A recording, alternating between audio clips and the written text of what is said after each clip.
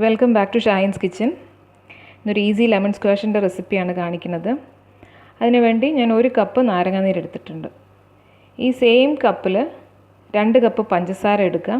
അത് 1 കപ്പ് ഈ സെയിം കപ്പിൻ്റെ അളവിൽ തന്നെ 1 കപ്പ് വെള്ളത്തിൽ ചേർത്ത് ഉണ്ടാക്കിയ ഷുഗർ സിറപ്പാണിത്. അപ്പം ഈ ഷുഗർ സിറപ്പും ഈ നാരങ്ങാനീരും കൂടി മിക്സ് ചെയ്ത് കഴിഞ്ഞാൽ സ്ക്വാഷ് റെഡിയായി. അത്രേ അതിൽ ചെയ്യാനുള്ളൂ. നല്ലൊരു ഗ്ലാസ് ബോട്ടിലിൽ, നനവില്ലാത്ത ഗ്ലാസ് ബോട്ടിൽ നമുക്കിത് സ്റ്റോർ ചെയ്തിട്ട് 2-3 മാസം സുഖമായിട്ട് നമുക്ക് ഫ്രിഡ്ജിൽ സൂക്ഷിക്കാൻ പറ്റും. അപ്പം സമ്മറിൽ ഇത്രയും ചൂടൊക്കെ ഉള്ള സമയത്ത് നമ്മൾ വേറെ പുറത്തുനിന്ന് പ്രിസർവേറ്റീവ്സ് ഉള്ള ജ്യൂസൊന്നും വാങ്ങേണ്ട കാര്യമില്ല.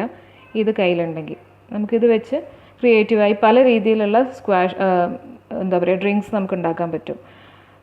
ജിഞ്ചർ കൂളറോ അല്ലെങ്കിൽ മിൻറ്റ് വെച്ചിട്ടുള്ള ലെമണേഡോ എന്തെങ്കിലും മോക്ടെയിൽസൊക്കെ നമുക്ക് ഇത് വെച്ചിട്ട് നമുക്ക് ചെയ്യാൻ പറ്റും. അപ്പം ഒരു സാധാരണ ഒരു ഡ്രിങ്ക് ഞാൻ ഈ സ്ക്വാഷ് വെച്ചിട്ട് ചെയ്ത് കാണിക്കാം.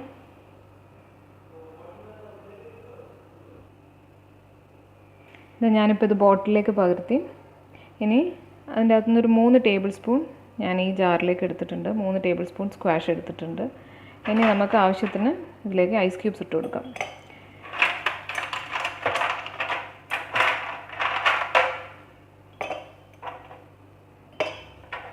നമ്മളിഷ്ടത്തിന് 5-6 ഐസ് ക്യൂബ്സ് ഇട്ടതിന് ശേഷം തണുത്ത വെള്ളം ഒഴിക്കാം.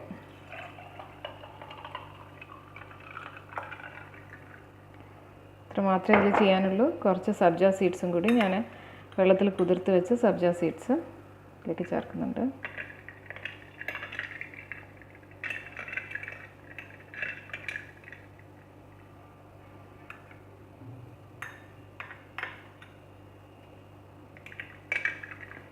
നമ്മുടെ റിഫ്രഷിംഗ് ആയിട്ടുള്ള ഡ്രിങ്ക് ഇവിടെ റെഡിയായി. ഇത്ര മാത്രമേ ഇതിൽ ചെയ്യാനുള്ളൂ. അപ്പോൾ എല്ലാവരും ഇത് ട്രൈ ചെയ്ത് നോക്കുക.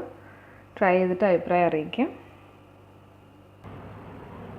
ഇതാ നമ്മുടെ സമ്മർ സ്പെഷ്യൽ ഡ്രിങ്കും സ്ക്വാഷും ഒക്കെ ഇവിടെ റെഡി ആയിട്ടുണ്ട്.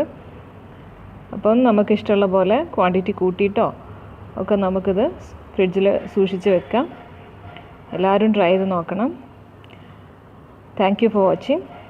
See you next time.